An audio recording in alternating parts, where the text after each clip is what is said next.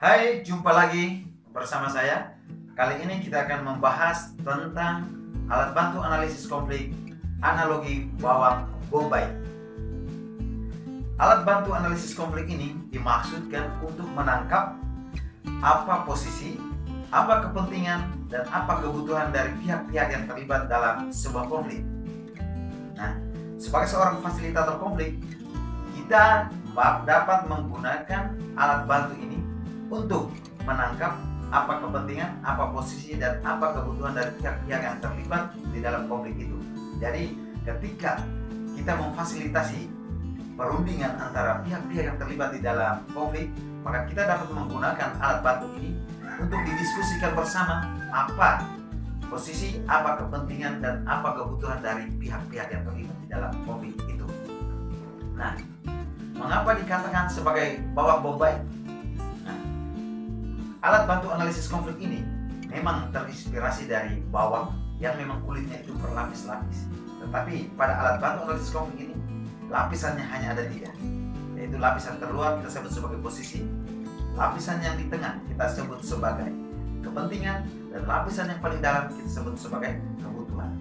Nah, 3 lapisan inilah yang memicu sebuah konflik. Sebagai contoh, mari kita lihat analisis yang menggunakan alat bantu analogi bawang bombay ini pada slide yang akan saya panjangkan di depan monitor Anda. Mari kita lihat bersama.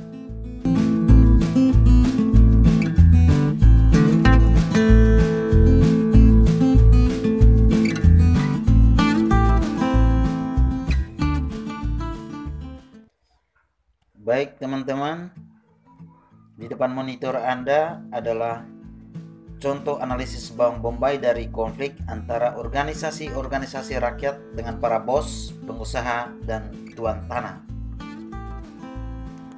Seperti saya katakan tadi bahwa analogi bawang bombay ini dapat digunakan oleh seorang fasilitator dalam sebuah perundingan yang mempertemukan pihak-pihak atau kelompok-kelompok yang terlibat dalam konflik itu.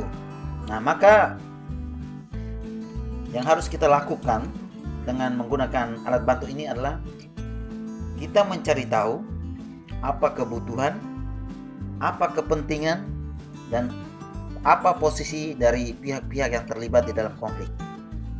Nah, yang pertama yang harus kita pahami adalah pihak-pihak yang terlibat di dalam konflik itu adalah organisasi-organisasi rakyat dengan para bos, pengusaha, dan tuan tanah.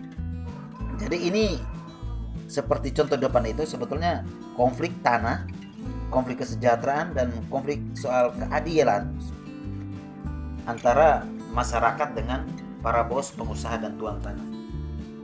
Ketika kita mempertemukan pihak-pihak tersebut, kita akan mencari tahu apa kebutuhan mereka. Kita akan menyuruh mereka untuk memaparkan kebutuhan mereka itu apa. Maka yang kita temukan di situ adalah dari organisasi rakyat, mereka akan mengatakan bahwa mereka memiliki kebutuhan lahan, mereka membutuhkan lahan, dan mereka membutuhkan kesejahteraan, dan mereka juga membutuhkan keadilan. Nah, kemudian kita coba bertanya kepada para bos, pengusaha, tuan tanah apa kebutuhan mereka, maka mereka akan menjawab, kami juga butuh lahan dan kami juga butuh uang. Nah, kita tarik ke lapisan yang berikutnya, yaitu kepentingan. Pada organisasi-organisasi rakyat, kita tanya apa kepentingan kamu setelah kebutuhan itu. Kami punya kepentingan adalah bagi ulang itu lahan, karena kami merasa bahwa kami tidak mendapat lahan dan kami butuh lahan, karena itu bagi ulang itu lahan.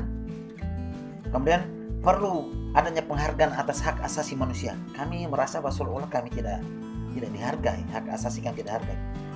Dan kami juga butuh kekuatan sosial lain dan penerapan demokrasi yang benar. Nah, ini yang kepentingan dari organisasi-organisasi rakyat. Hal ini berbeda dengan para bos, pengusaha, dan tuan tanah. Kepentingan mereka adalah mereka akan katakan bahwa kami berusaha untuk mengendalikan politik ekonomi, dan kami ingin supaya orang-orang yang bekerja di bawah perusahaan kami akan mendapat upah yang murah mungkin, dan kami ingin mendapatkan uang, dan kami ingin membangun aliansi dengan pemerintah di pusat dan di kabupaten. Supaya apa? Supaya penetapan UMR segala macamnya kami juga bisa kendalikan itu. kita kemudian mencari tahu lapisan terluar, yaitu posisi mereka. Nah, ketika kita menyuruh organisasi-organisasi rakyat untuk memaparkan apa posisi mereka, maka mereka akan mengatakan bahwa kami tentang militerisasi, kami tuntut kebebasan pers supaya bisa mengutarakan kami punya kebutuhan dan kami punya kepentingan ini, dan kami juga menginginkan kesempatan yang sama dan penyelidikan terhadap berbagai pembunuhan dan hukuman terhadap para pekerja, para kaum buruh yang diperlakukan tidak adil itu. Itulah posisi-posisi. Jadi pasti ada gelombang demonstrasi yang dilakukan oleh organisasi-organisasi rakyat. Nah, kita cari tahu posisi para bos, pengusaha, dan tuan tanah ini. Mereka tentunya menentang subversif, karena mereka menganggap bahwa itu semata-mata hanya kemudian mengganggu mereka eksistensi, dan mereka membutuhkan perlindungan oleh petugas keamanan, dan mereka akan mengingkari hak-hak masyarakat asli. Itu pasti.